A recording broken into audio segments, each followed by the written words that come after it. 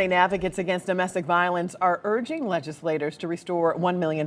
Missouri Governor Mike Kehoe's proposed budget eliminates funds for shelter services. Justina Coronel sat down with the executive director of St. Martha's, who will be testifying before a committee tomorrow. She's in studio to share more details. Justina? Well, Jessica Woolbright with St. Martha's said while $1 million may not seem like a lot, this comes at a time as federal funding declines and operational costs just keep going up. And the need to help survivors, we're told, never stops. Last year, the Missouri Coalition Against Domestic and Sexual Violence reports nearly 55,000 people sought help from domestic violence shelters and agencies. At the St. Martha's Drop-In Center, it's more than answering the phone. St. Martha's Drop-In Center. St. Martha's believes every call is a lifeline.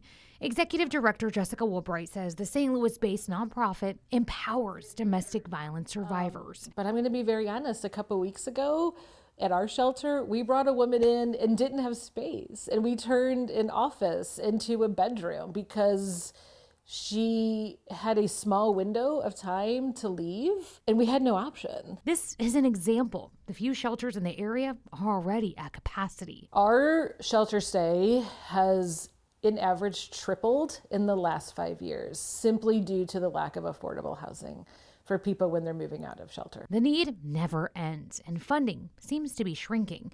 Governor Mike Kehoe's proposed budget would slash $1 million from domestic violence shelter services across the state. It will directly impact our ability to provide critical life-saving services. For St. Martha's, it could jeopardize a full-time position. On average, one advocate will answer over 300 crisis calls in a year and have direct impact or direct contact with over 125 victims. Woolbright worries it could stretch shelters even thinner, forcing some to close, a move that could put even more survivors at risk. The increase for service, the increase for need will only increase for all of those other shelters and agencies staying open.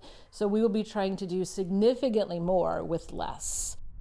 Now, testimonies will start tomorrow morning in Jefferson City, and advocates say you can do your part right now by flooding the phones and reaching out to your state rep or senator.